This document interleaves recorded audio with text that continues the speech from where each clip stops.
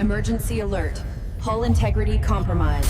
According to FBI maritime records, 91 serious incidents were documented on cruise ships in first half of 2025, including 33 sexual assault cases that reached a 2-year high, with crew members reporting cruise lines pressured them to minimize incident documentation. Right now, FBI officials are reviewing case files from Royal Caribbean and Carnival vessels, where crew members reported passengers in cabins 9147 and 8032 who vanished or were stalked during Caribbean routes. Incidents where staff testimony directly contradicted official company statements filed with Coast Guard. This is Mr.Nightveil, and I wouldn't share this unless cross-verified through Department of Transportation quarterly reports and FBI maritime files. What separates us from every other horror channel is every account gets fact-checked against federal databases. If you're among the 35 million passengers cruising in 2025, subscribe immediately, because tonight, 8 crew members are breaking non-disclosure agreements to share evidence that major cruise lines spent millions in legal fees trying to prevent from reaching congressional oversight. Testimonies involving surveillance, missing persons, and trafficking that triggered federal investigations. My name is Elena, and I've been working as a cabin steward for Royal Caribbean for 6 years now.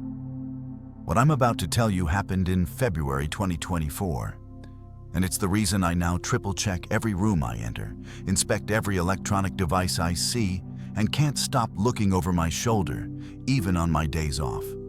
I was 34 years old when this incident happened, assigned to Deck 9 of the Oasis of the Seas. My section included 22 cabins, a manageable number that I'd grown comfortable with over the years.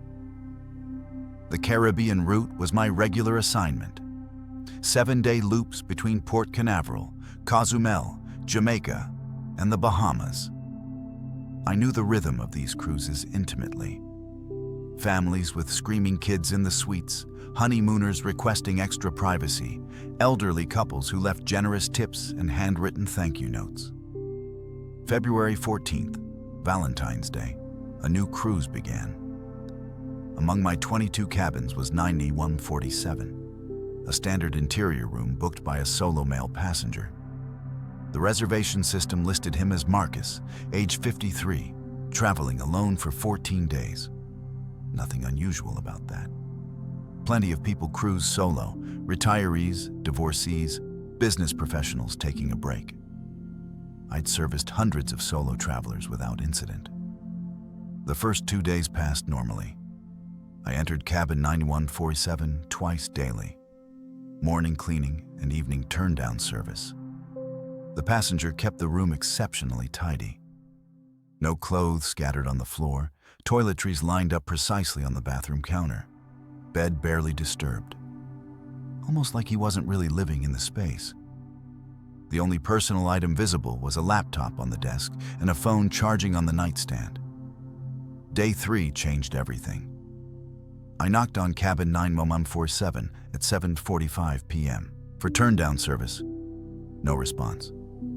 Protocol required me to announce myself, wait 30 seconds, then enter using my master keycard.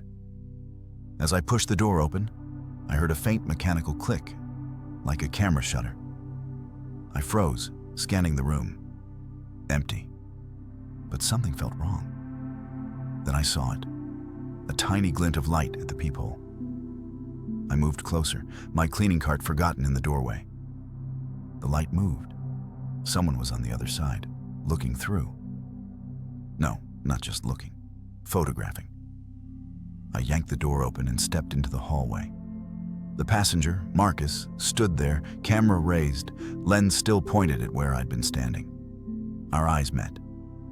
He lowered the camera slowly, smiled and said, "Just documenting my vacation. You were in the frame. Sorry about that." He walked past me into his cabin and closed the door. My hands trembled as I completed the turn-down service. I reported the incident immediately to my supervisor, Antonio, a 15-year veteran who'd seen everything.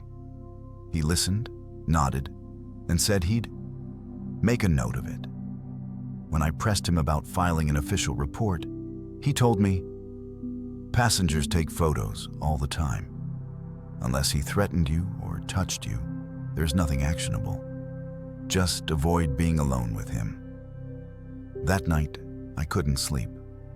Something about the encounter felt calculated, predatory.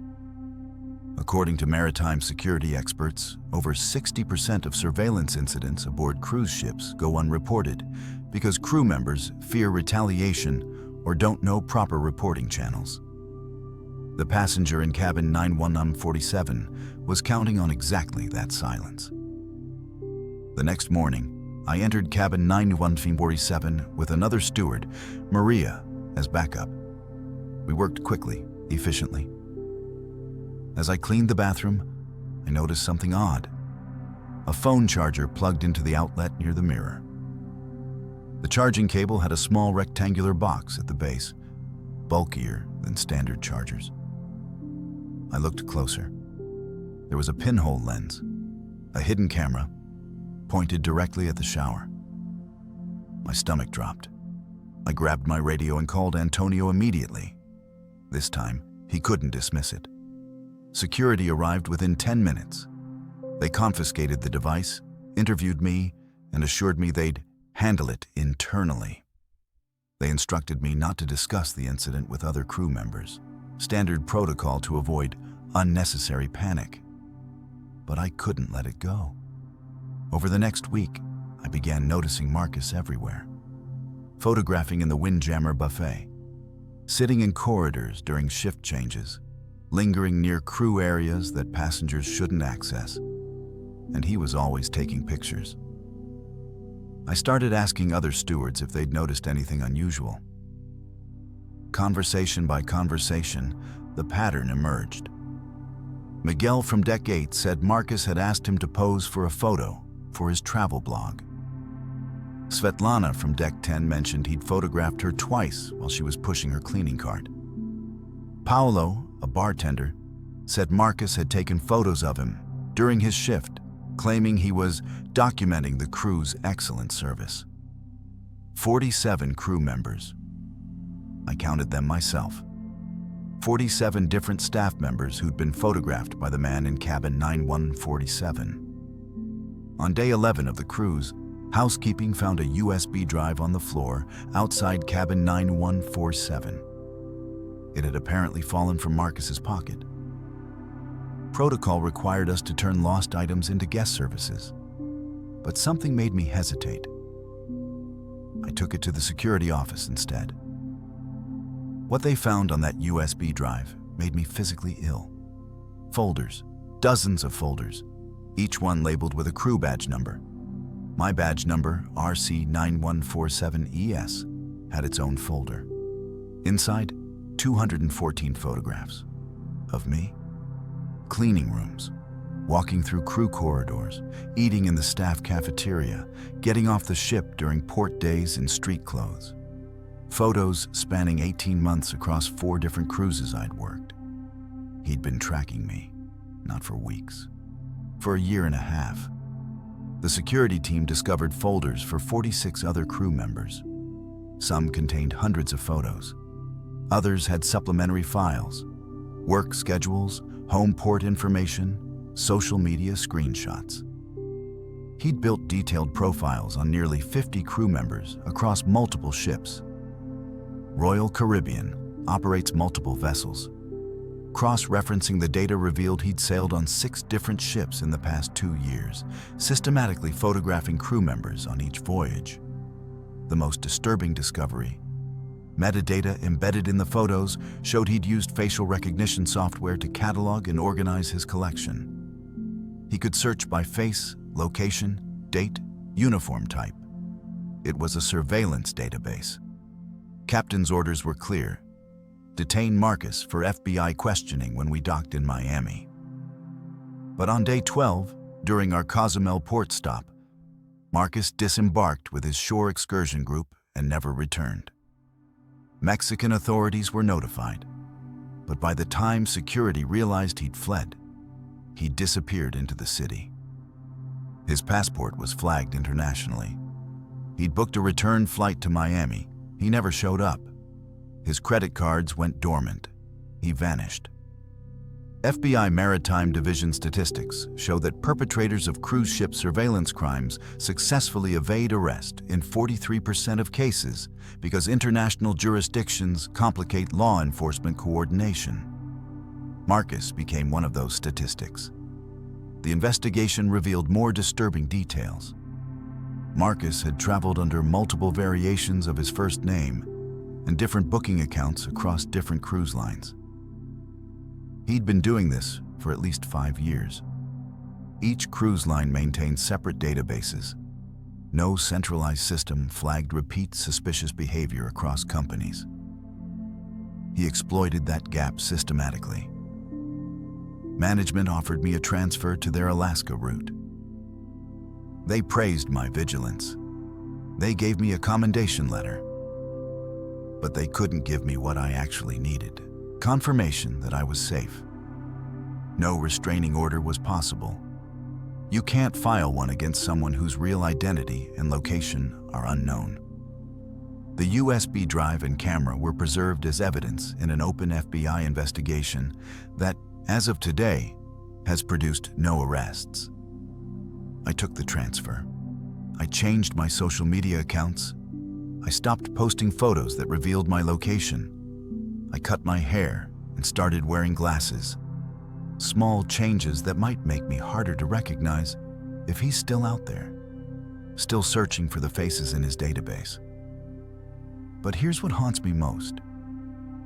How many other crew members are in his complete database? The USB drive we found was labeled Backup 3. That means there are at least 2 other drives, possibly more, that we never recovered. How many people's lives has he been documenting? How many of us are being watched without knowing it? I still work cruise ships.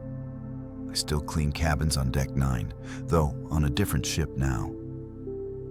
But I've changed how I work.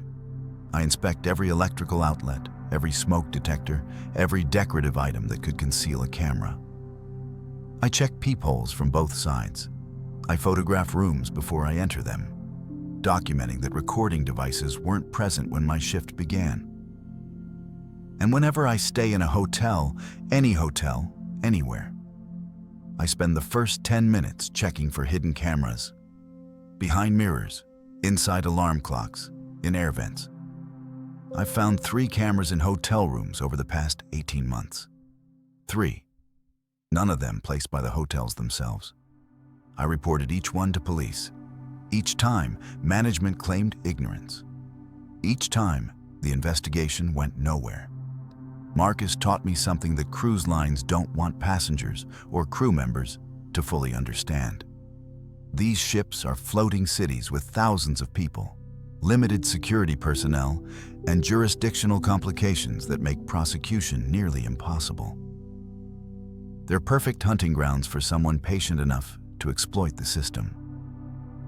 Late at night, when I'm in my crew cabin on Deck 2, I sometimes open my laptop and search for information about similar cases. I check arrest records, surveillance crime databases, maritime security bulletins. Nothing that leads back to him. He's a ghost.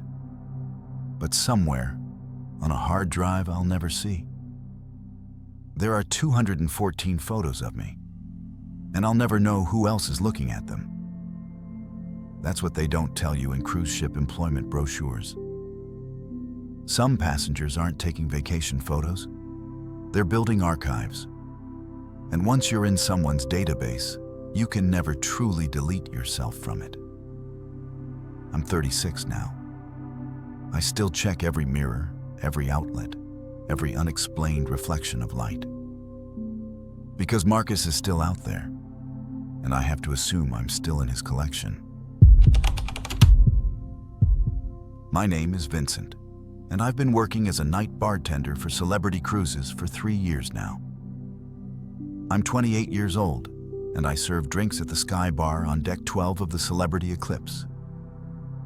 My shift runs from 8 p.m. to 4 a.m., the hours when most passengers are winding down, having one last cocktail before bed, or trying to forget something they came on this cruise to escape. June 2023. Mediterranean route.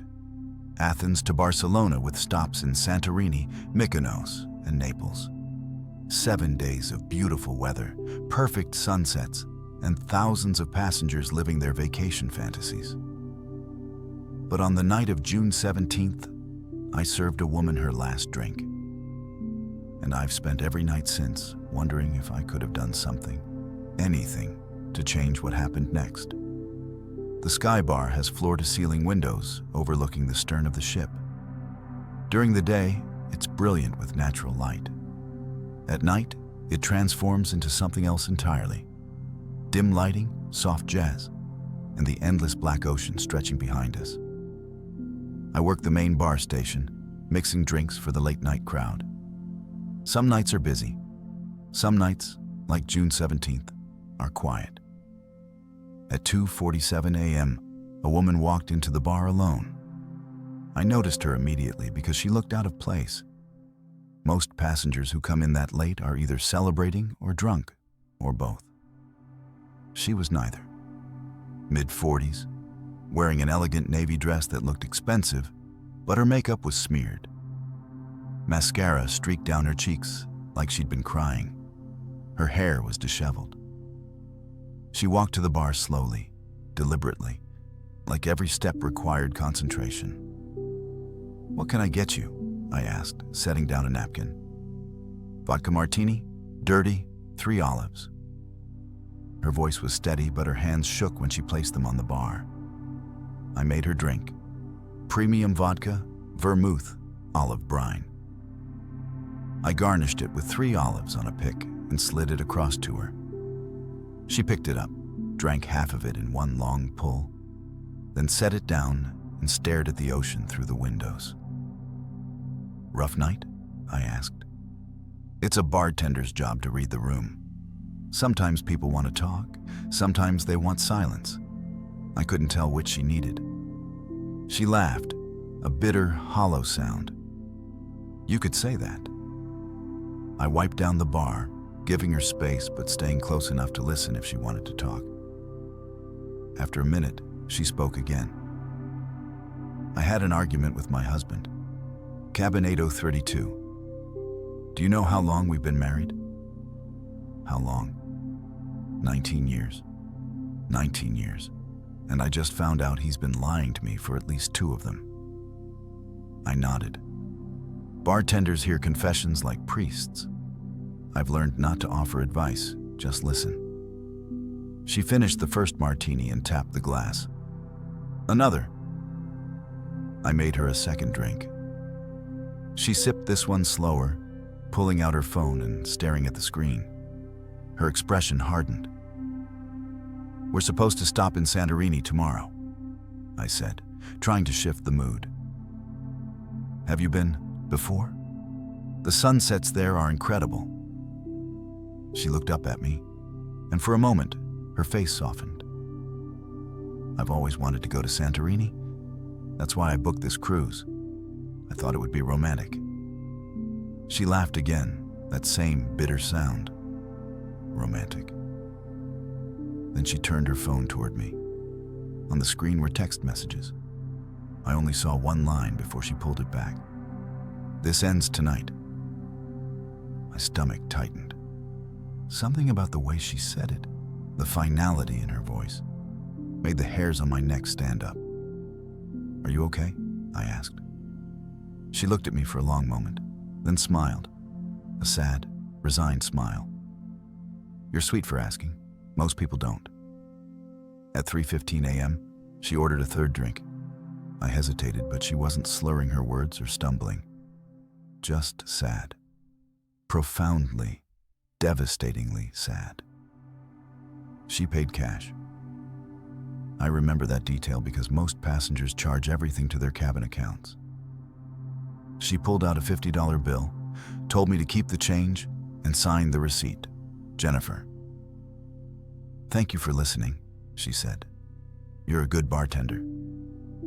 She left at 3:40 a.m. I watched her walk out of the Sky Bar, past the pool deck, toward the elevators. I didn't think anything of it. I cleaned her glasses, pocketed the receipt, and finished my shift at 4 a.m.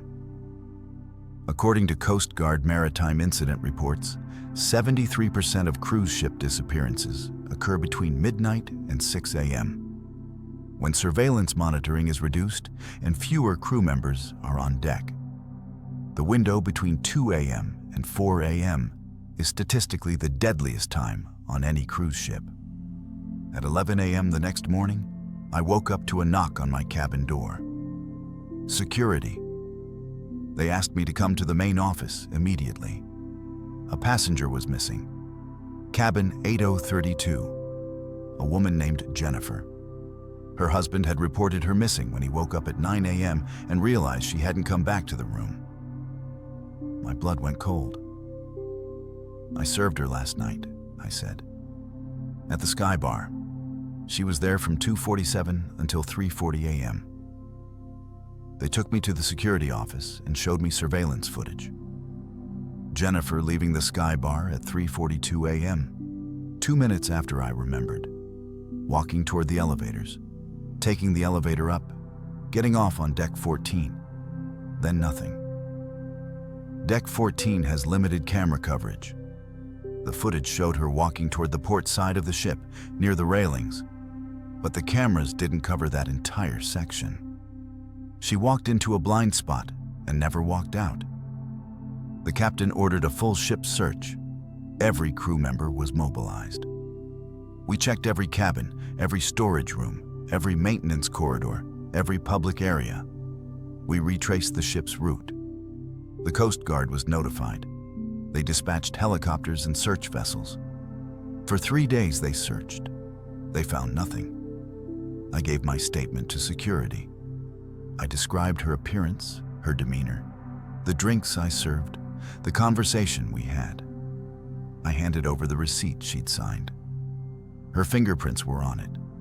Preserved evidence that she'd been there, that she'd existed, that I wasn't imagining it. "Did she seem suicidal?" the security officer asked. I hesitated. "She seemed sad, defeated, but suicidal?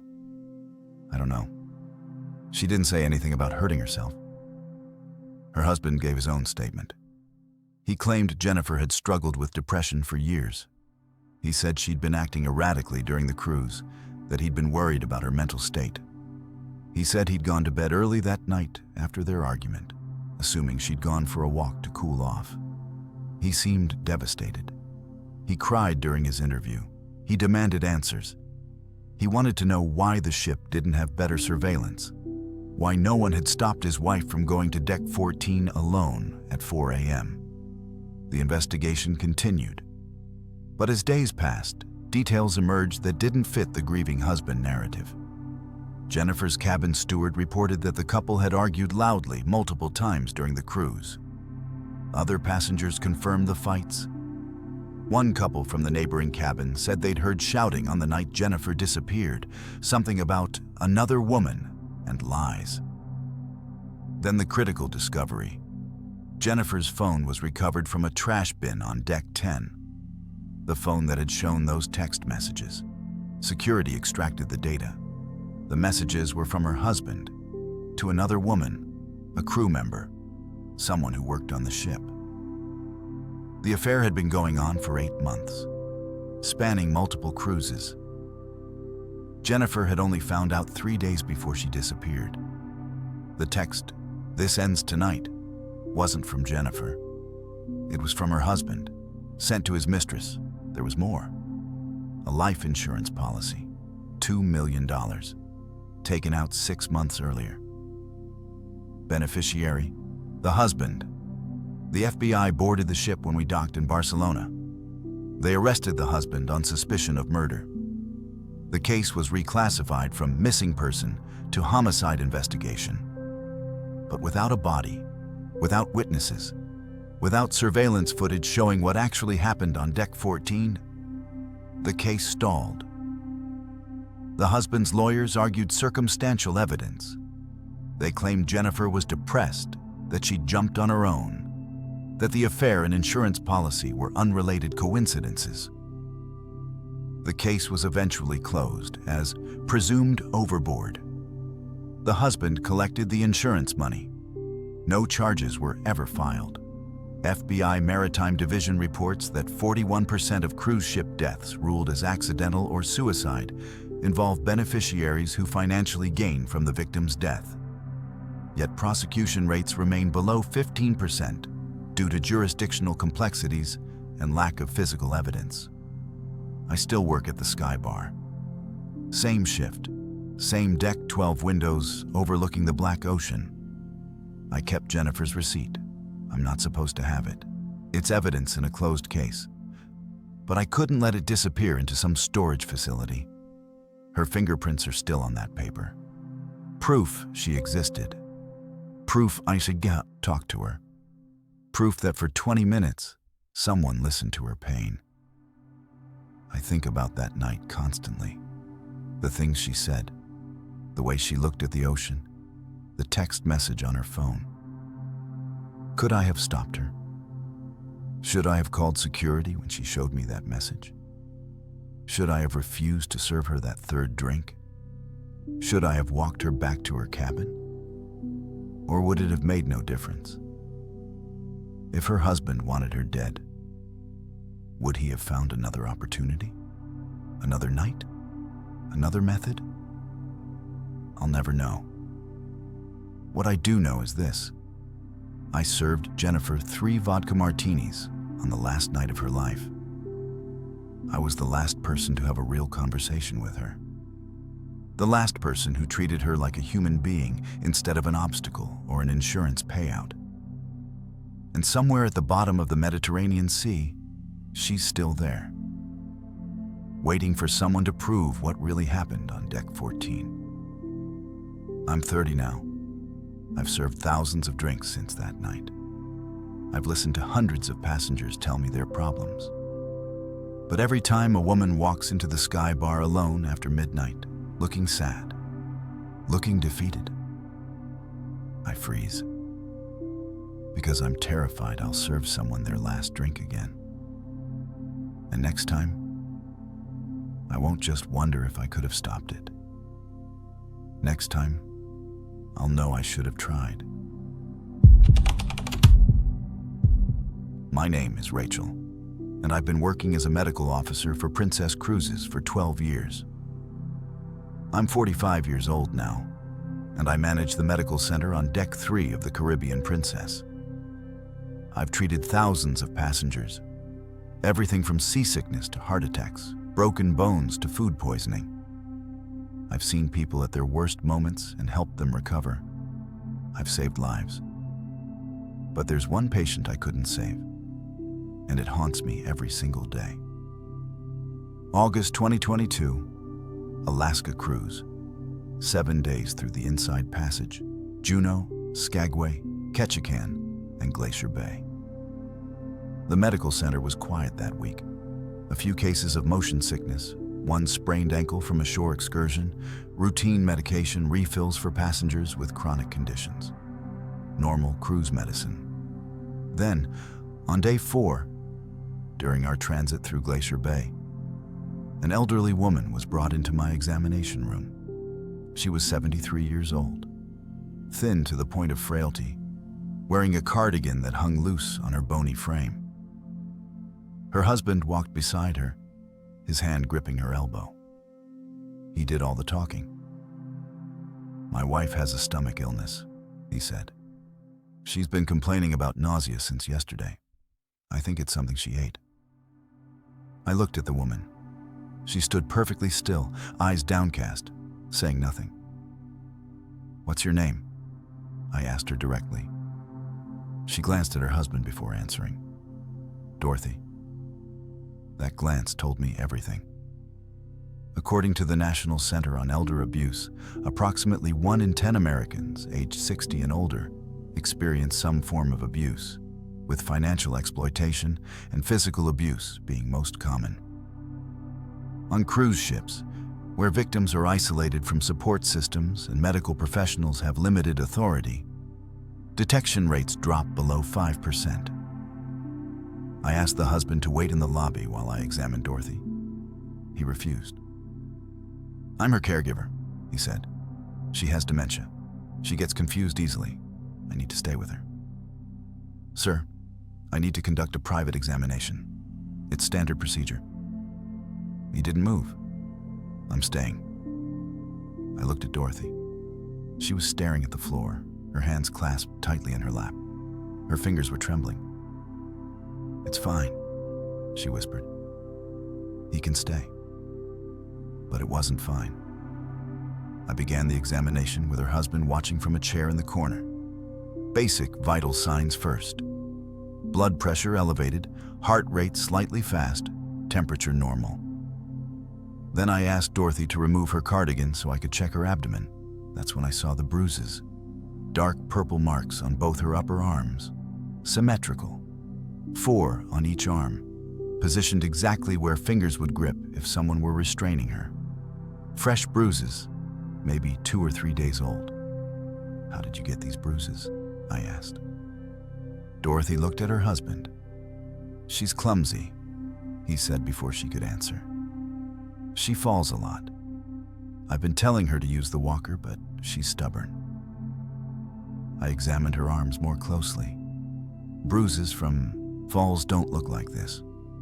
These were restraint injuries. Clear, unmistakable patterns left by human hands.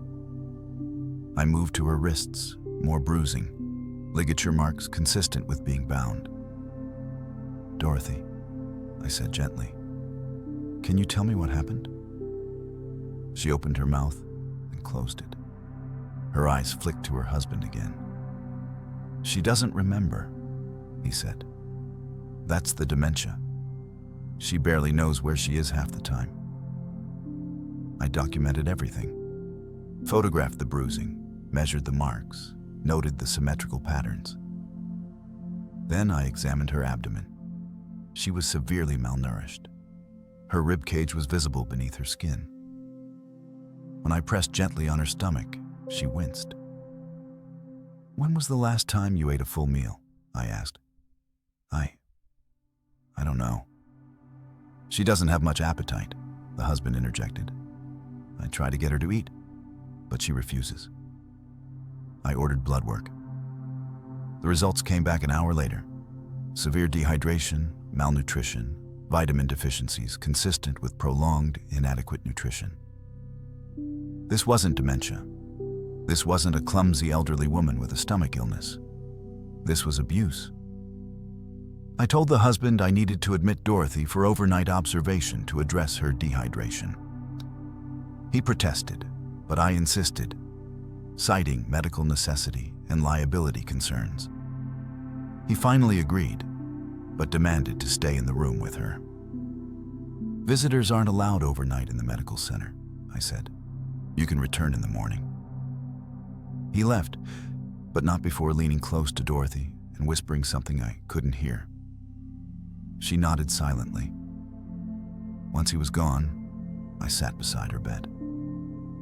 "Dorothy, I need you to be honest with me. Are you safe? Is someone hurting you?" She stared at the ceiling for a long time. Then, so quietly I almost didn't hear it, she whispered, "Help me." 2 words. That's all she said. Then she went completely silent, tears streaming down her face. I immediately called ship security. They sent 2 officers to interview Dorothy. I explained the bruising, the malnutrition, the restraint marks. They took my photographs and medical report. Then they interviewed the husband. He was calm, cooperative, convincing. He explained that he and Dorothy had been married for 50 years. He was her primary caregiver. She'd been diagnosed with dementia 3 years ago. He couldn't remember which doctor, but it was somewhere in Oregon. He did everything for her. Cooked her meals, managed her medications, helped her dress. The bruises were from falls. The weight loss was because she refused to eat. He was doing his best, but caregiving was exhausting. Security asked to see Dorothy's medical records. The husband provided a folder of documents, prescription lists, doctor's notes, medication schedules. I reviewed them immediately. Something was wrong. There was no dementia diagnosis. None. The medical records showed treatment for mild arthritis and high blood pressure. That was it. No neurologist visits. No cognitive assessments. No memory care recommendations. I checked her medications. The prescriptions listed in the husband's folder didn't match her actual medical records. He'd been controlling what medications she received, withholding some, possibly substituting others. I confronted him. These records don't show a dementia diagnosis. Those are old records, he said smoothly. The diagnosis came later. I can get you the updated documents when we get home. Then why are you managing medications that aren't prescribed? His expression hardened. Are you accusing me of something, doctor? I'm concerned about your wife's welfare. My wife is fine. She's confused and forgetful, and you're making this situation worse by upsetting her. If you continue this harassment, I'll be speaking to your superiors and my attorney.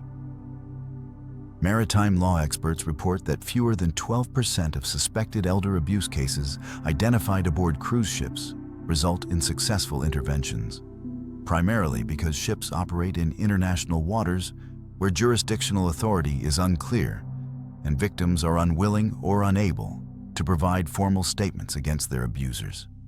Security continued their investigation, but without Dorothy's cooperation, there was nothing they could do. She refused to speak, refused to confirm the abuse, refused to ask for help again.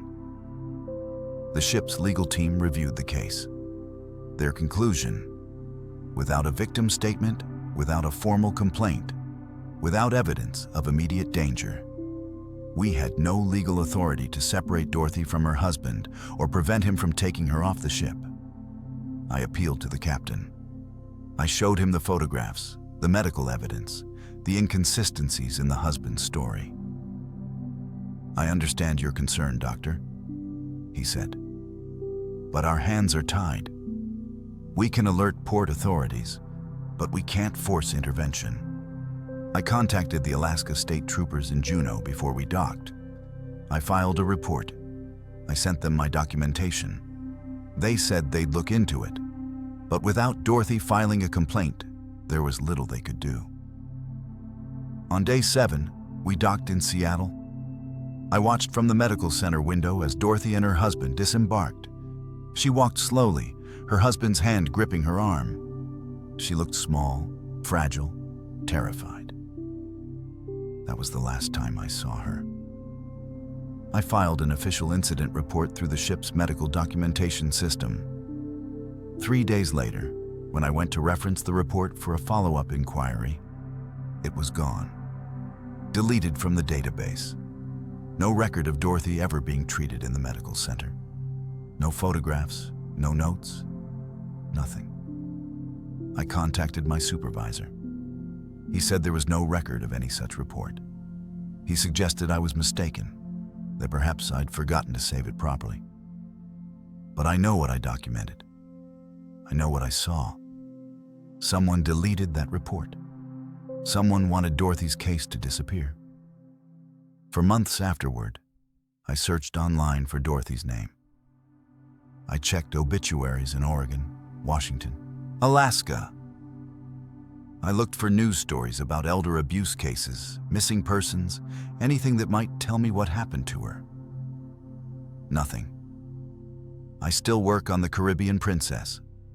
I still manage the medical center on Deck 3. But now, whenever an elderly patient comes in with a spouse who answers all the questions, who refuses to leave the room, who controls every aspect of the conversation, I pay attention. I document everything. I take photographs. I file reports. And I keep my own copies, stored off the ship's network where they can't be deleted. Because Dorothy whispered, "Help me," and I failed her. I see her eyes in my dreams, terrified, pleading, desperate.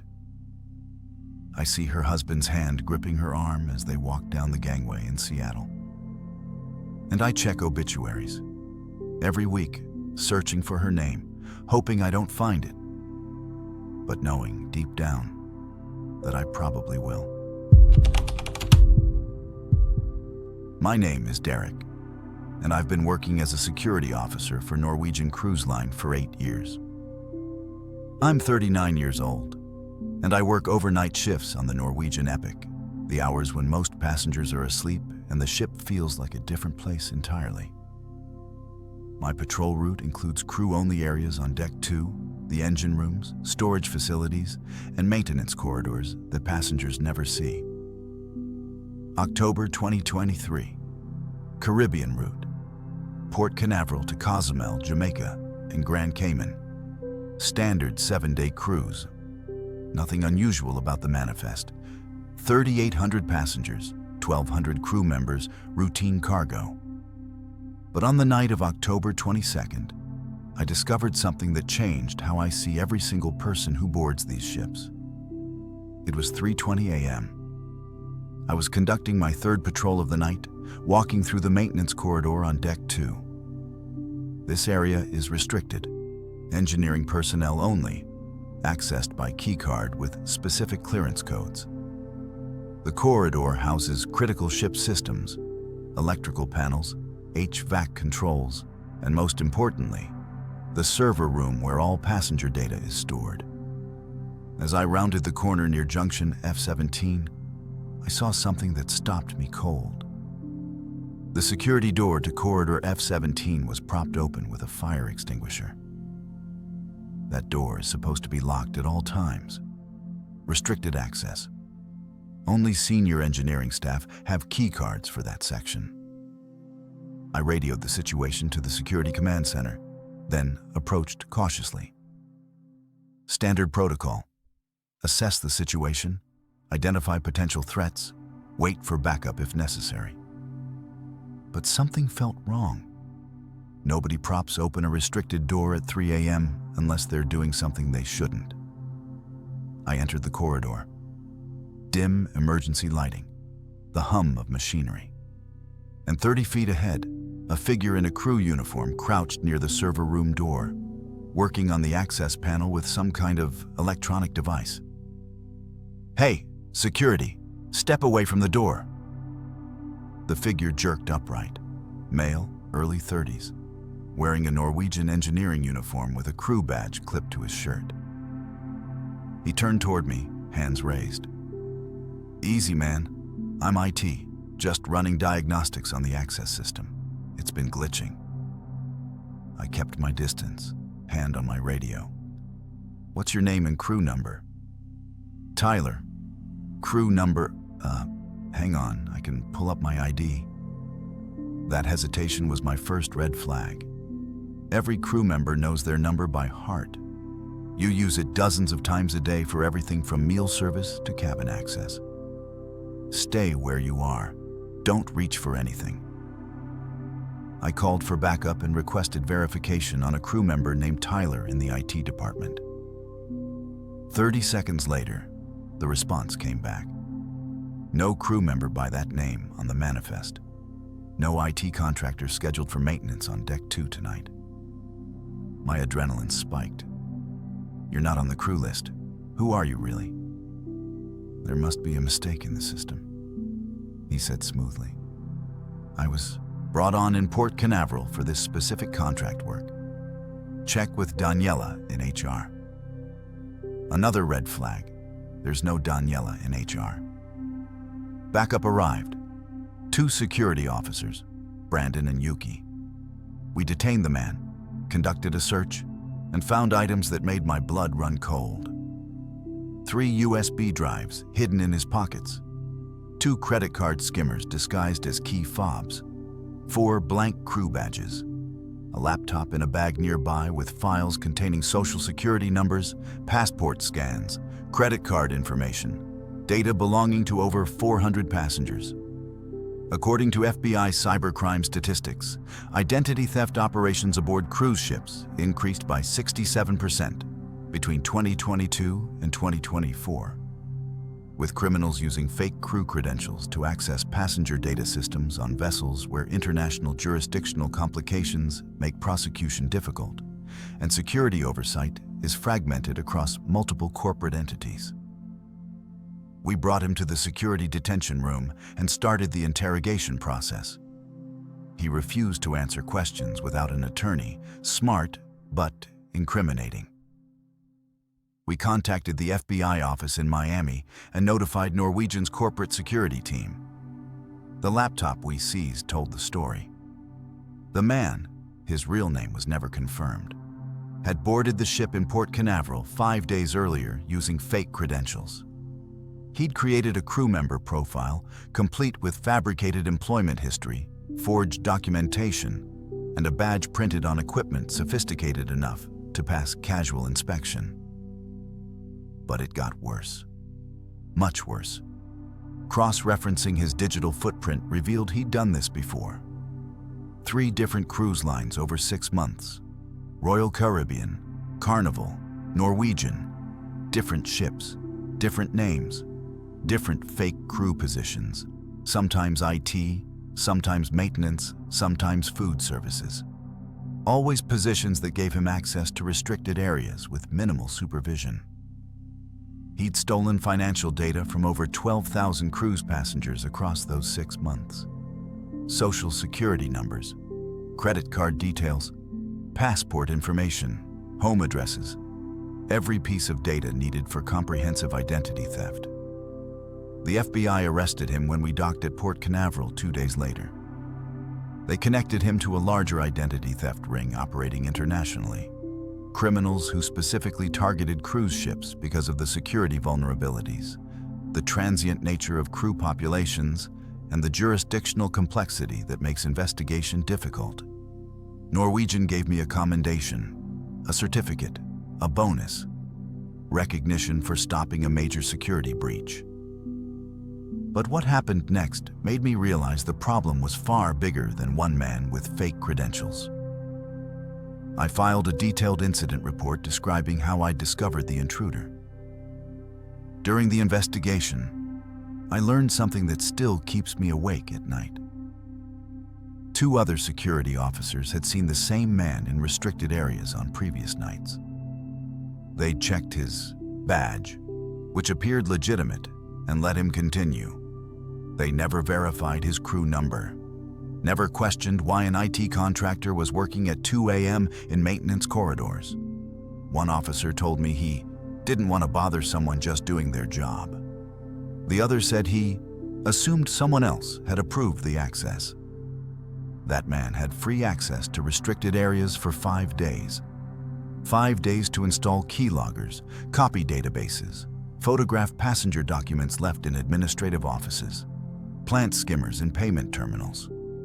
Norwegian implemented new security protocols after the incident. Enhanced badge verification, biometric scanners for sensitive areas, mandatory crew member identity confirmation before granting access to restricted zones. I thought the changes would fix the problem. Then I was assigned to conduct a security audit on Norwegian Gem, a sister ship in the fleet. I found the exact same vulnerabilities. Doors that could be bypassed with minimal technical skill. Access panels with factory default passwords. Badge scanners that accepted any RFID chip with the right formatting, regardless of whether the crew member actually existed in the database. I reported it. Corporate security acknowledged the findings, promised to implement changes fleet-wide within 6 months. But here's what haunts me. How many others are still aboard? Not just on Norwegian ships, but across the entire cruise industry. How many fake crew members are walking through restricted corridors right now, accessing passenger data, stealing identities, installing surveillance equipment? The man I caught was part of a network. He wasn't working alone. The FBI arrested 14 people connected to the ring. But the investigation is ongoing. They told me the operation had been running for at least 3 years before I stumbled onto it. 3 years. Hundreds of cruises. tens of thousands of passengers compromised. Maritime security analysts estimate that fewer than 8% of security breaches aboard cruise ships are detected during the voyage, with most incidents only discovered months later when passengers report fraudulent charges or identity theft. Long after perpetrators have disembarked and evidence has been lost or contaminated. I'm 41 now. I still work overnight security on the Norwegian Epic. I still patrol Deck 2. I still check Corridor F-17 multiple times per shift. But I don't trust crew badges anymore. I verify every single person I encounter in restricted areas. I check their faces against the crew photo database. I confirm their crew numbers with the command center. I question anyone who seems even slightly out of place. My colleagues think I'm paranoid. Some call me overly cautious. One told me I'm making everyone's job harder. But I know what I found that night in Corridor F-17. I know how easily that man moved through the ship for 5 days without being challenged. I know how many passengers' lives were destroyed by the data he stole. And I know he wasn't the first. He won't be the last. Every cruise, thousands of passengers board with their credit cards, passports, and personal information. They trust the cruise line to protect their data. They assume the crew members they see in uniform are legitimate employees. Most of the time, they're right. But sometimes, more often than anyone wants to admit, the person in that crew uniform is a ghost, a fake identity, a criminal who walked onto the ship with forged credentials and walked off with everything they needed to ruin lives. I caught one. The FBI arrested 14 more. But how many are still out there wearing crew badges, walking through locked corridors, accessing data systems that hold the financial futures of thousands of people? I don't know. And that's what keeps me awake at night. My name is Gabriel, and I've been working as an engine room technician for Carnival Cruise Line for 15 years. I'm 52 years old now, and my job takes me into parts of cruise ships that passengers never see. The mechanical systems deep in the hull where the machinery hums 24 hours a day, where the temperature hovers above 90 degrees, and where the ocean is separated from you by just a few inches of steel. April 2024. Transatlantic crossing, Southampton to New York. 7 days across the North Atlantic on the Carnival Vista. One of the newer ships in the fleet, capable of carrying 4,800 passengers and 1,400 crew members.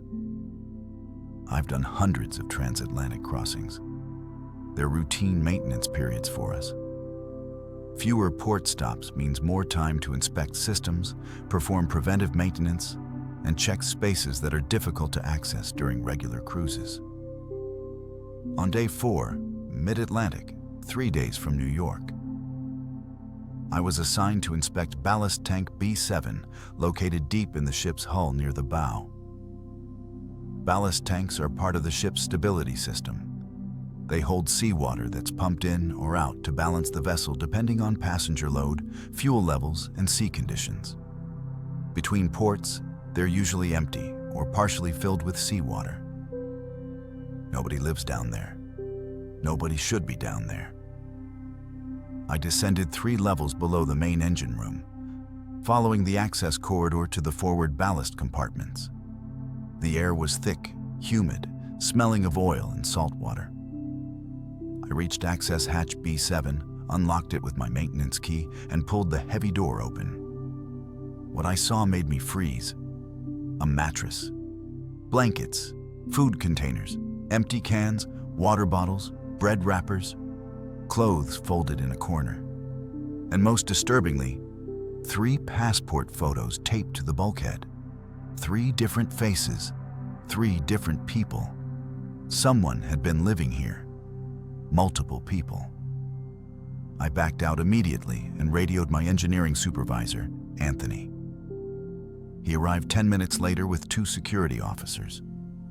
They photographed everything, documented the scene, and immediately escalated to the ship's command. Within an hour, a full security sweep was underway. Every ballast tank, every storage compartment, every maintenance void space, every area of the ship not routinely occupied. What they found was worse than anyone could have imagined.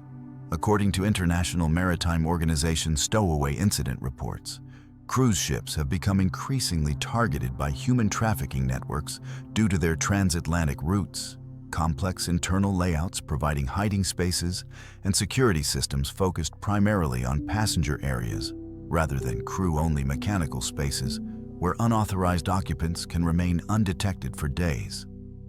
14 people, 14 stowaways discovered across 3 hidden compartments on the ship.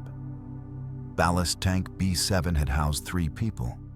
Storage tank C4 near the stern had held 5 more. An unused equipment room adjacent to the engine space had concealed 6 others. They'd been there for days, some across multiple cruises. The investigation revealed a coordinated smuggling operation, passengers paying thousands of dollars to be transported illegally across the Atlantic. Hidden in areas of the ship where crew rarely ventured, supplied with food and water by accomplices working aboard the vessel. Security footage was reviewed immediately. A crew member from Food Services, a junior steward named Carter, was seen on camera at 2 a.m. 3 nights earlier, carrying bags into crew-only corridors that led toward the ballast tank access points. He'd used his crew keycard to open restricted doors. He delivered supplies to the stowaways: food, water, blankets. Carter was detained within hours. Under questioning, he admitted to being paid $500 per person per crossing to facilitate the operation.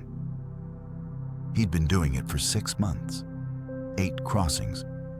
He knew the patrol schedules, the blind spots in the security camera coverage, the maintenance routines that would keep stowaways hidden. But that wasn't the worst discovery. During the search of storage tank E9, an unused freshwater holding tank that hadn't been operational for 2 years, they found a body. A man, mid-30s, dead for at least 48 hours, hypothermia. The tank was unheated, located at the waterline where temperatures dropped to near freezing during transatlantic crossings in April. He'd been locked in a space with no ventilation, no heat, surrounded by steel walls conducting the cold from the ocean outside. He'd frozen to death while the rest of the ship, just 50 feet above him, operated normally. Passengers dancing, eating, laughing, completely unaware that someone was dying in the darkness below. The Coast Guard boarded the ship 2 days later, mid-ocean. Federal agents from Homeland Security Investigations, FBI Maritime Division, Immigration Enforcement.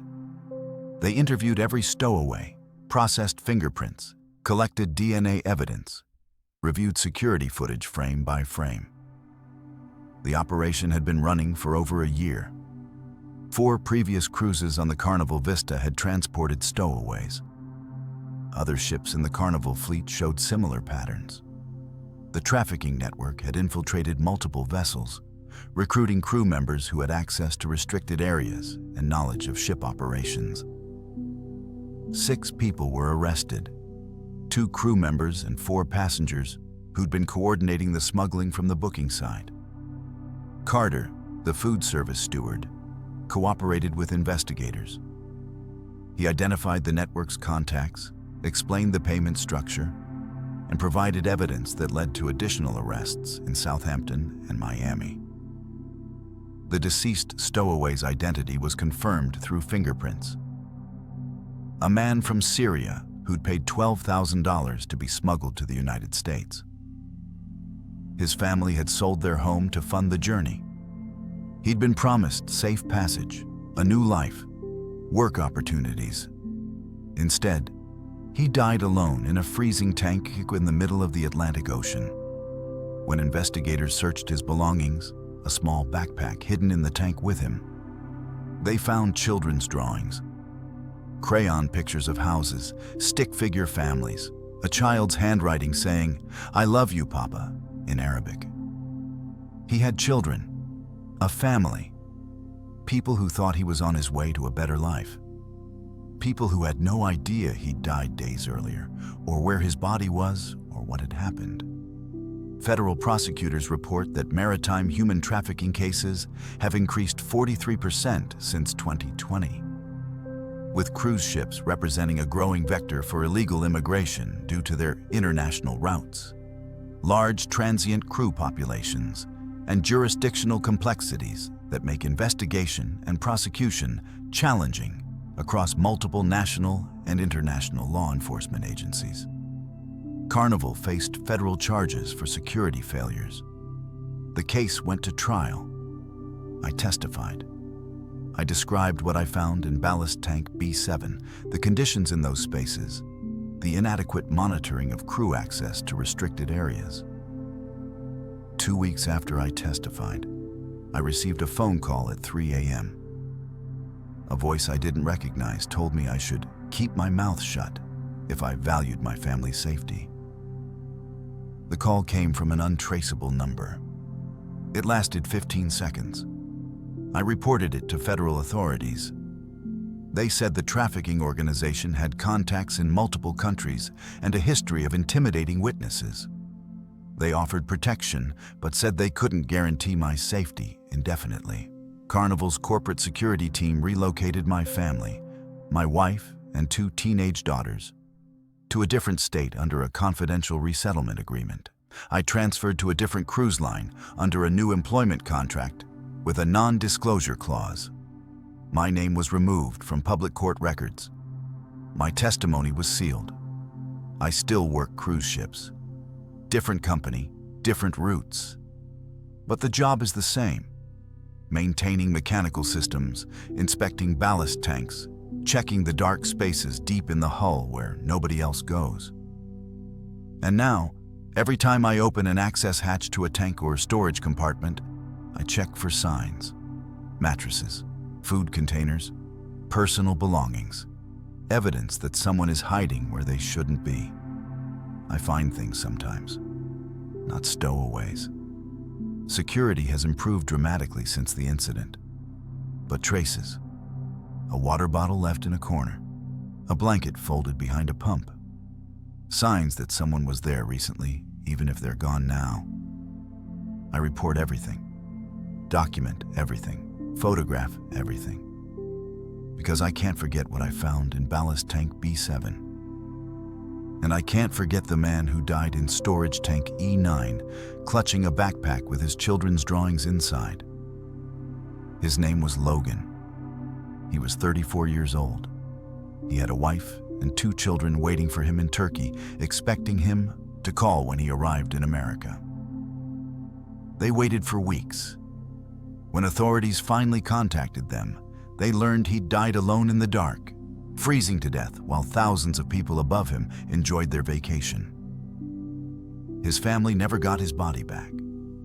Maritime law complications, international jurisdictional issues, costs of repatriation, bureaucratic obstacles that meant Logan was buried at sea 300 miles off the coast of New York. His children's drawings were returned to his family. That was all they received. Crayon pictures and a death certificate. I'm 54 now. I've inspected thousands of tanks, compartments, and void spaces since April 2024. I still check every accessible space during my maintenance rounds. Not because it's in my job description, because I know what can happen if I don't. The trafficking network was dismantled, according to federal prosecutors. 17 people arrested. Successful prosecution. Enhanced security measures implemented across the cruise industry. But I know the truth. There are always others. Other networks, other crew members willing to take money to look the other way. Other desperate people paying everything they have for a chance at a new life. And every time I open an access hatch to an empty tank, I think about Logan's children. They drew those pictures for their father, believing he was coming home. They'll grow up without him, never knowing that he died just days away from the destination he'd sacrificed everything to reach. That's what haunts me. Not the trafficking network or the threats I received, not the trial or the relocation or the fear. It's the drawings. Someone's father carried those pictures across continents, across an ocean, through darkness and cold, believing they'd be together again soon. And now those children will spend the rest of their lives wondering why Papa never came home. My name is Cynthia, and I've been working as an entertainment coordinator for Holland America Line for 4 years. I'm 31 years old, and I manage onboard activities on the New Amsterdam. Everything from karaoke nights to trivia competitions, dance classes to passenger talent shows. European cruises are my specialty. Barcelona to Rome, Athens to Venice. Routes that attract passengers looking for culture, history, and elegance. July 2023. Barcelona to Rome. 7 days through the Mediterranean with stops in Marseille, Monaco, and Civitavecchia. Standard cruise, standard passengers, until karaoke night on day 3.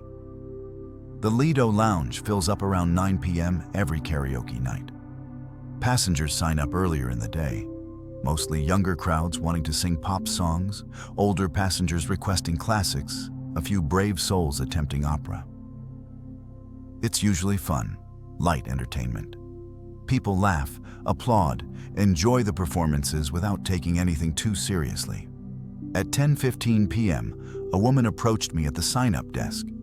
Mid-60s, elegantly dressed in a navy blazer and pearls, perfectly styled silver hair. She'd been on the cruise since Barcelona, but hadn't participated in any activities I'd organized. She kept to herself, ate alone, didn't socialize in the common areas. "I'd like to sing," she said quietly, but privately, after the regular session ends. I hesitated. "We usually don't do private performances. Karaoke is a group activity. Please." Her voice cracked slightly. "It's important. Just one song. I'll wait until everyone else is finished." Something in her expression, desperation mixed with determination, made me agree. "Okay, stay until the end. We'll accommodate you." The regular karaoke session ended at 10:45 p.m. Most passengers filtered out, heading to the casino or their cabins. A few stragglers remained at the bar. The woman approached the stage, and I queued up her song selection, "My Way" by Frank Sinatra. She took the microphone. Her hands were steady, but her eyes were distant, unfocused, like she was seeing something far away. She began singing. Her voice was beautiful, clear, controlled, hauntingly emotional. The few remaining passengers stopped their conversations and listened. But halfway through the second verse, her voice cracked, then broke completely. She was crying.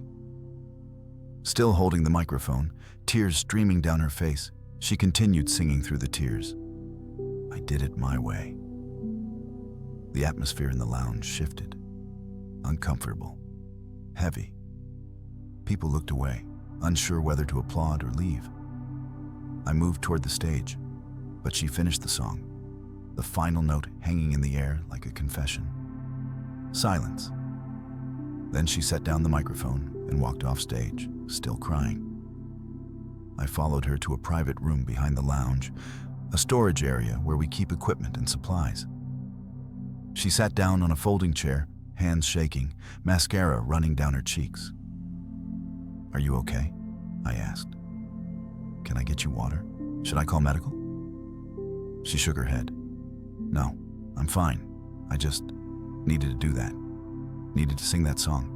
Here. Now." "Why here? Why tonight?" She looked up at me, and her expression was strange. Relief mixed with something darker.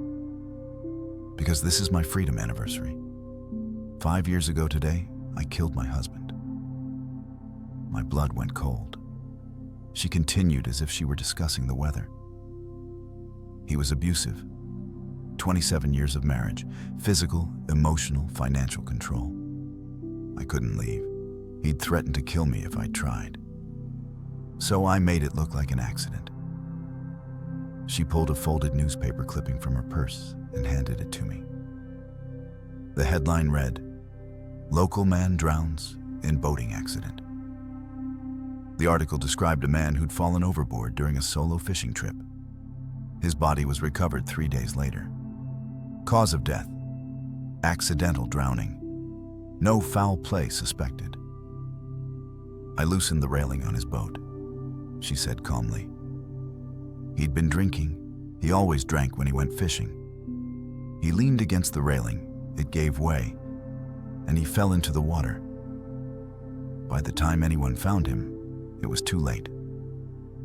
According to National Domestic Violence Hotline statistics, intimate partner violence affects 1 in 4 women in the United States, with 75% of domestic violence homicides occurring when victims attempt to leave their abusers. Maritime jurisdiction complicates criminal investigations when confessions occur in international waters, creating legal gray areas regarding witness testimony and evidence admissibility. I didn't know what to say. I should have called security immediately. But I was frozen, listening to this woman confess to murder as casually as if she were describing her vacation plans. "I inherited everything," she continued. "The house, the life insurance, his pension. The police investigated for 2 months. They ruled it accidental. I've been free for 5 years, and every year on this date, I celebrate. This year, I chose this cruise. I wanted to sing my way in front of people, to mark my freedom." She reached into her purse again and pulled out a sealed envelope. "Take this, in case anything happens to me. It's my full confession, insurance documents, evidence of his abuse. If I disappear, if something goes wrong, give it to the authorities." "Why are you telling me this?" I asked. She smiled, a sad, tired smile. "Because I needed to tell someone. I've carried this secret for 5 years, and it's exhausting. I thought telling a stranger on a cruise ship in international waters would be safe, cathartic." I took the envelope. Then I excused myself, told her to wait, and immediately contacted my supervisor, Charles. He alerted ship security. They contacted the captain. The captain notified Italian authorities to meet the ship when we docked in Rome the next morning. Security went to her cabin, 9/24 on deck 9. Empty. Belongings gone. No sign of her. They reviewed security footage. She'd returned to her cabin after our conversation, packed her bags, and disappeared. There was no record of her disembarking at any port. No video showing her leaving the ship. She was just gone. Port authorities in Rome boarded the ship. They interviewed me, reviewed the surveillance footage from the karaoke performance, took the envelope she'd given me. Inside was exactly what she'd described. A detailed written confession, copies of life insurance documents showing a $200,000 payout, medical records documenting injuries consistent with abuse, photographs of bruises, and a timeline of incidents spanning years. 3 days later, her passport was flagged at the French border. She'd somehow gotten off the ship, possibly hidden among crew members during a port stop or used forged documentation. Authorities never located her. The cold case in Ohio was reopened. Police re-examined the drowning, interviewed witnesses, reviewed the boat's condition. The evidence supported her confession. The railing had been tampered with. Her husband's blood alcohol level at the time of death was significantly elevated. The insurance payout had occurred unusually quickly. I was subpoenaed to provide testimony. I described our conversation, the envelope, her demeanor. But without the woman herself, the case stalled. You can't prosecute someone you can't find. The karaoke performance was preserved as evidence. I've watched it a dozen times. Her voice breaking as she sang, "I did it my way," tears streaming down her face. that strange mixture of grief and relief. I still work on the New Amsterdam. I still coordinate karaoke nights in the Lido Lounge. But now, every time someone requests my way, I freeze. Because I don't know if I helped a murderer escape or if I witnessed a victim finally finding freedom. The law says she committed murder, but the evidence shows decades of abuse, a woman trapped with no way out, a desperate act of self-preservation disguised as an accident. I think about her often. Where is she now? Did she start a new life somewhere? Is she still celebrating her freedom anniversary every year? And I think about the envelope. The confession she handed me like a gift. She wanted someone to know. She wanted her story told. She wanted to sing My Way in front of strangers and declare that she'd taken control of her life, even if it meant taking someone else's. I'm 33 now. I've coordinated hundreds of events since that night. But I still have nightmares about her smile, the way she looked at me after confessing, relieved and unburdened, like she'd finally set down a weight she'd been carrying for years. Was she a murderer? Yes. Was she a victim? Also yes. And I'll never know if I did the right thing by giving authorities that envelope, or if I should have let her disappear with her secret. Some nights, I pull up that video footage, her voice echoing through the lounge. I did it my way, and I wonder, if I were in her position, trapped for 27 years with no escape, would I have done the same thing? I don't know the answer, and that's what haunts me most. My name is Wesley, and I've been working as a main dining room server for Cunard Line for 7 years. I'm 36 years old, and I serve second-seating dinner on the Queen Mary 2, one of the last true transatlantic ocean liners still in regular service. My job is to provide impeccable service, anticipate guests' needs, and ensure every meal becomes a memorable part of their voyage. Transatlantic crossings are my specialty. 7 days from New York to Southampton, or reverse. No port stops, just open ocean, formal dining, and passengers who choose this particular cruise for its elegance and tradition.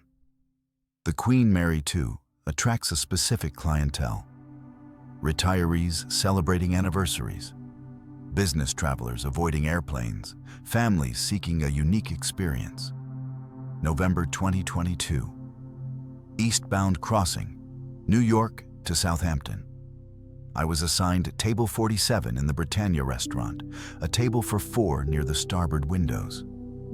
The reservation listed a family: 2 adults, 2 teenagers. Standard booking. The first night, I introduced myself as they sat down. Good evening, I'm Wesley, and I'll be your server for the crossing. Welcome aboard the Queen Mary 2. The father nodded curtly. The mother said nothing. The 2 girls, maybe 14 and 16 years old, kept their eyes on their plates. Nobody spoke.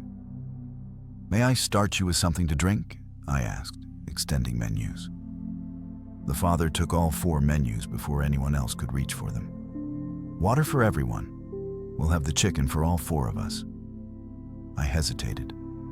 Would you like to hear tonight's specials?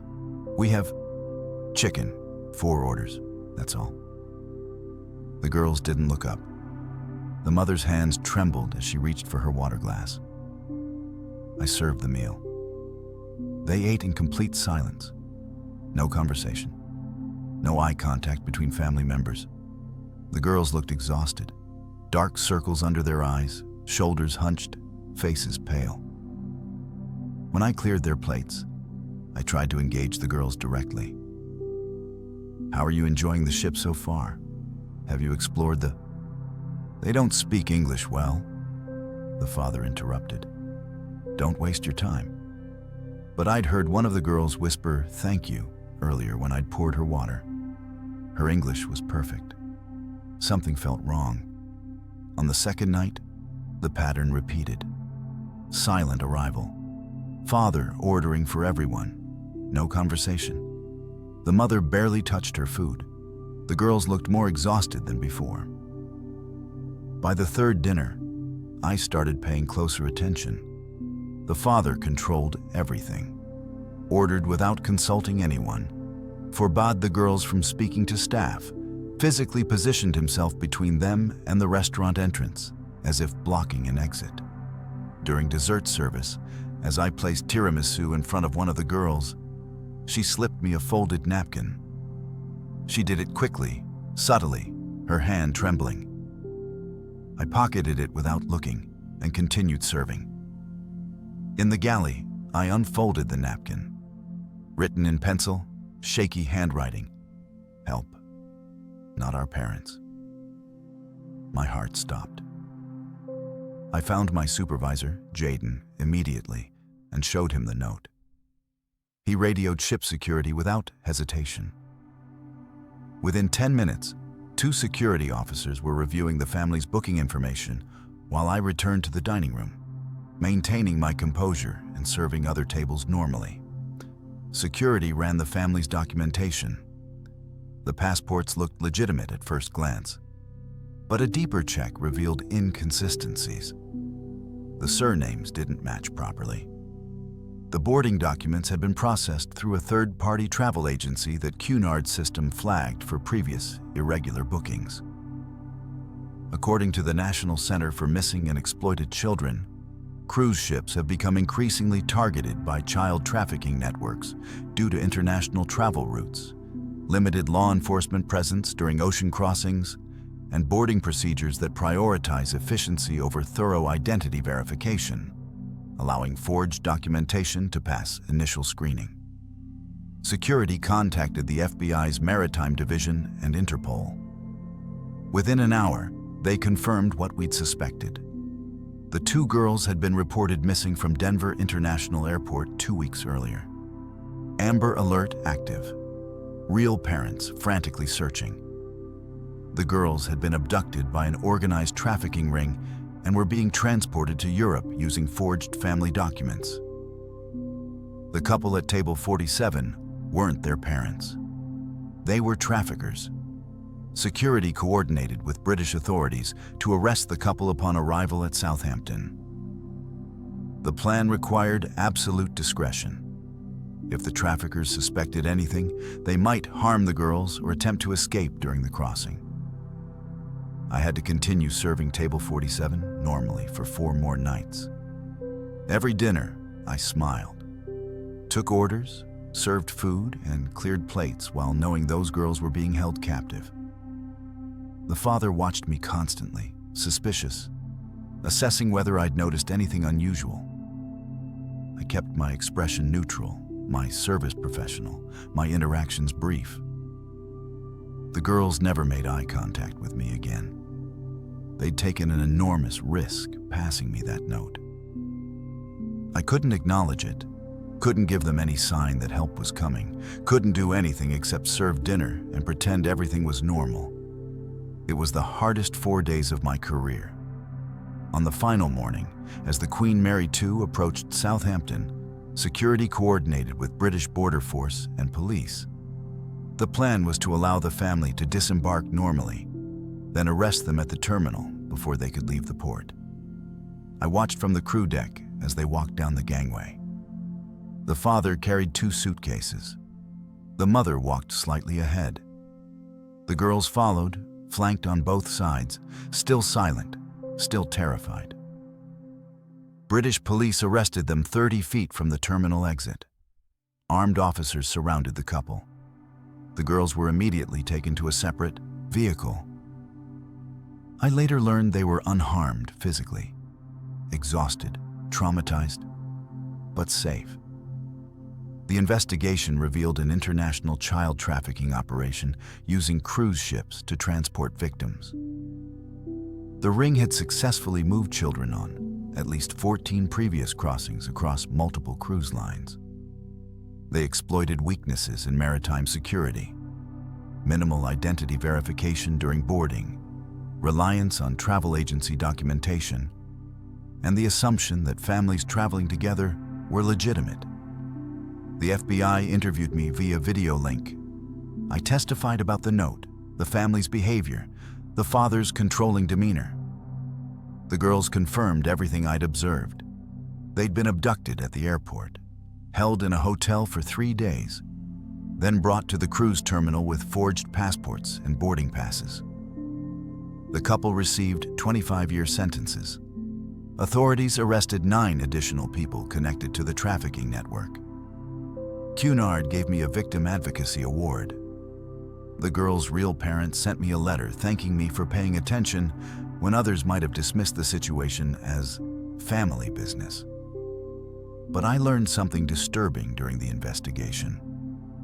12 other servers across various cruise lines had encountered similar situations, families with unusual dynamics, silent children, controlling adults, and reported nothing.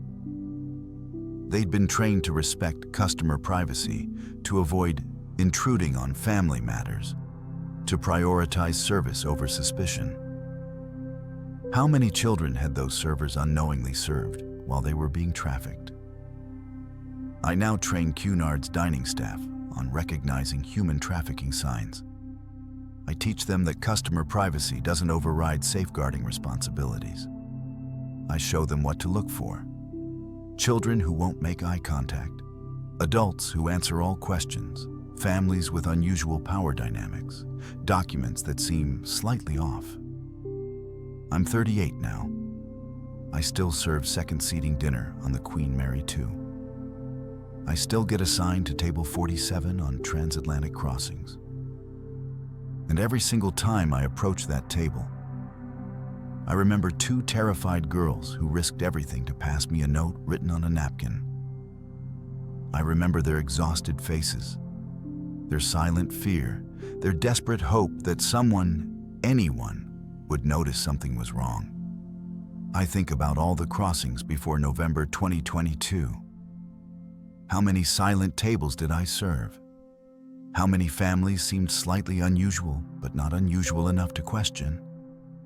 How many children sat at my tables, hoping someone would notice, while I smiled and served dinner and never saw the signs? I'll never know. But I pay attention now, to every table, every family, every child who won't make eye contact or seems afraid to speak. Because somewhere, right now, on some ship crossing some ocean, there's a server standing at a table where a child is silently praying that someone will notice, that someone will see past the polite facade and recognize the fear underneath.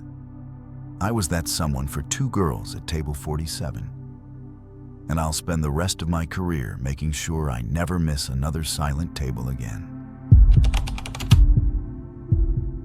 My name is Azari, and I've been working as a housekeeping supervisor for Royal Caribbean for 5 years. I'm 29 years old, and I oversee Deck 11 of the Symphony of the Seas, the suite level, where passengers pay premium prices for luxury accommodations and expect impeccable service. Caribbean cruises are my regular rotation. 7-day loops through Nassau, Cozumel, and Jamaica.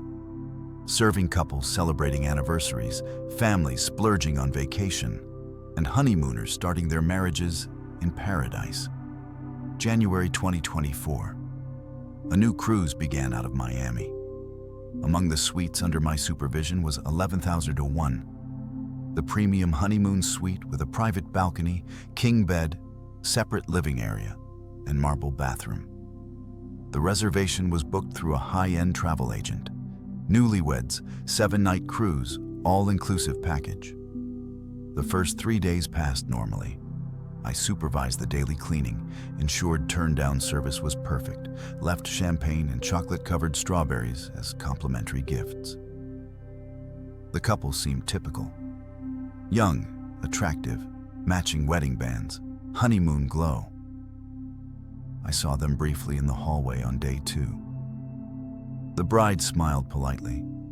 The groom barely acknowledged me. Day 4 changed everything. I entered suite 11,001 at 7:30 p.m. for turn-down service. I knocked, announced myself, Waited 30 seconds. No response. I used my supervisor keycard and opened the door. The room was destroyed. Wedding photos, the formal portraits displayed on the dresser, were defaced. Faces scratched out with something sharp. The bride's clothes were shredded, scattered across the floor like confetti. Dresses torn to pieces, shoes thrown against walls, makeup smashed on the carpet. But the groom's belongings were completely untouched. His suits hung neatly in the closet, his toiletries lined up precisely on the bathroom counter. Then I saw the bathroom mirror.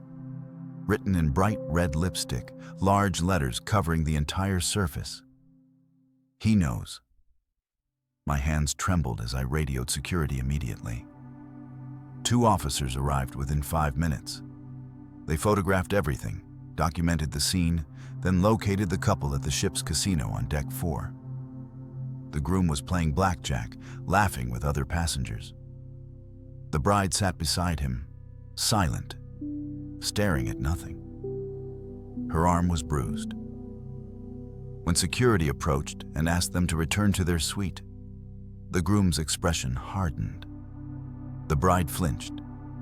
According to the National Coalition Against Domestic Violence, intimate partner violence affects 1 in 4 women, with cruise ships presenting unique challenges for victims seeking help due to isolation from support systems, limited law enforcement jurisdiction in international waters, and power dynamics favoring wealthy passengers who can threaten legal action against cruise line employees attempting intervention. Security interviewed them separately in the suite. The groom claimed the room was fine when they left for dinner. He suggested housekeeping had been careless during cleaning and damaged the bride's belongings.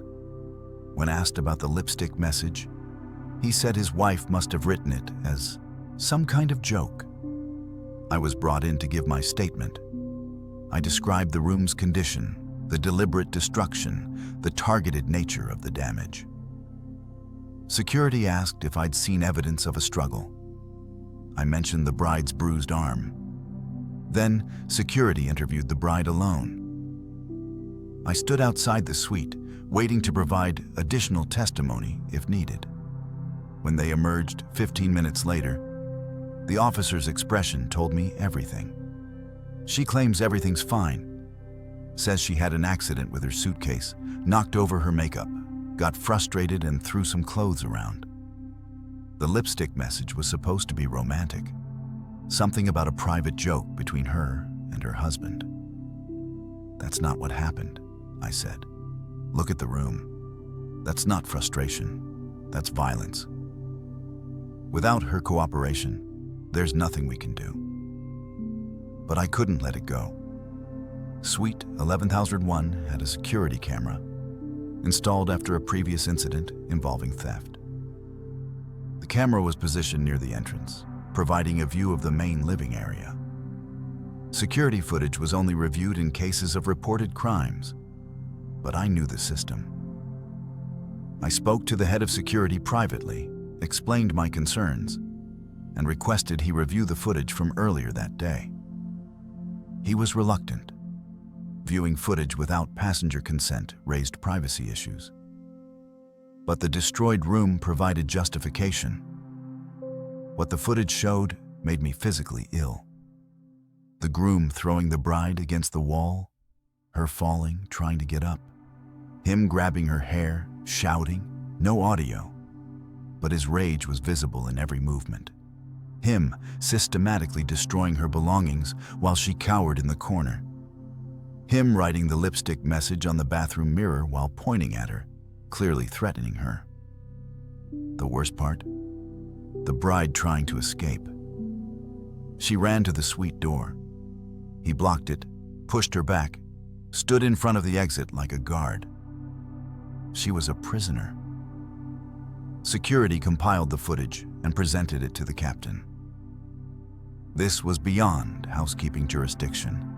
This was criminal assault, false imprisonment, potentially attempted murder given the groom's threats about throwing her overboard.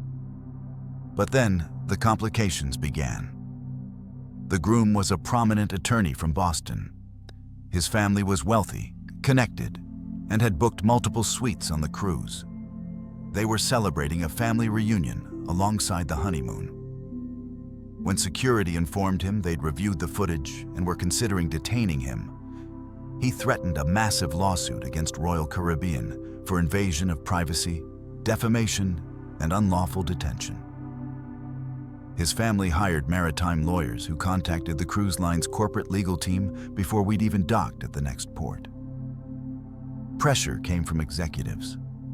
The captain faced an impossible choice: protect the bride or protect the company from litigation.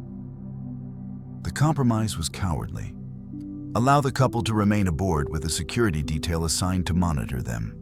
No arrest, no detention, just surveillance. I was furious. I documented everything: the destroyed room, the lipstick message, my statement, the security footage. I made copies, stored them on my personal device, sent them to my email account. If this case ever went to trial, I wanted to ensure evidence wasn't lost due to corporate pressure. On day 6, we docked in Jamaica. The couple went on a shore excursion with the rest of the groom's family. The security detail followed discreetly. The bride never returned. During the excursion to Dunn's River Falls, she went to the restroom and disappeared. Security searched for 2 hours. Jamaican police were notified. The ship delayed departure by 3 hours. She was gone. 2 days after we returned to Miami, I received a letter at the ship's crew mailing address.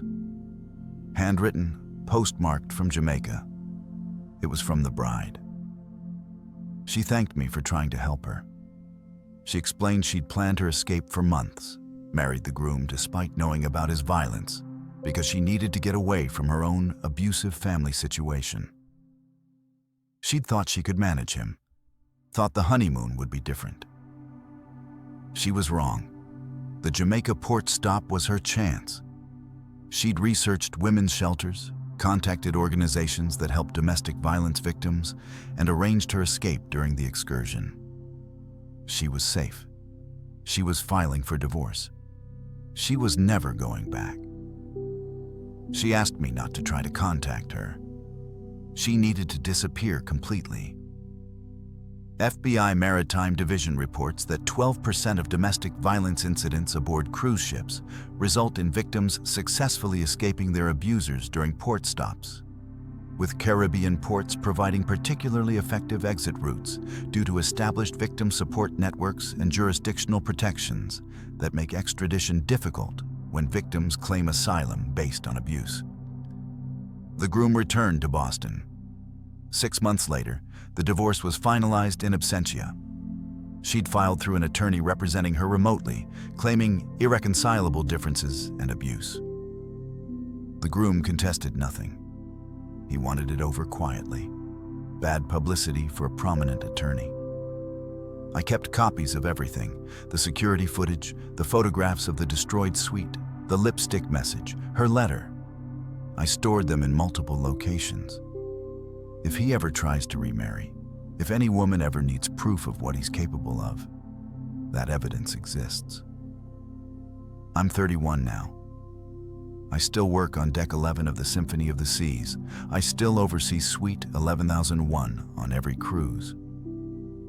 And every time I enter that suite, I see the ghost of that lipstick message on the bathroom mirror. He knows. I wonder what he knew. That she was planning to escape? That she'd discovered something about him? That she was terrified? I'll never know the full story. But I know she's safe. Or at least, I hope she is. Because the alternative, that she's still running, still hiding, still looking over her shoulder waiting for him to find her, is too awful to consider. Housekeeping supervisors aren't supposed to get involved in guests' personal lives. We're trained to clean rooms, manage staff, ensure standards are met. We're not social workers or law enforcement or victim advocates. But sometimes, You enter a room and see something that forces you to choose. Look away or take action. Respect privacy or protect someone who can't protect themselves. I chose to take action. I documented everything. I pushed security to review the footage. I made copies no one could delete. And maybe that's why she felt safe enough to escape. Maybe knowing that someone had seen what happened, that someone had evidence, that someone believed her. Maybe that gave her the courage to run. I clean Suite 11001 every cruise now. I supervise the turn-down service personally. And every single time, I check the bathroom mirror, half expecting to see that message again. It's never there. But I remember it, and I remember her. And I keep that evidence safe, just in case she ever needs it.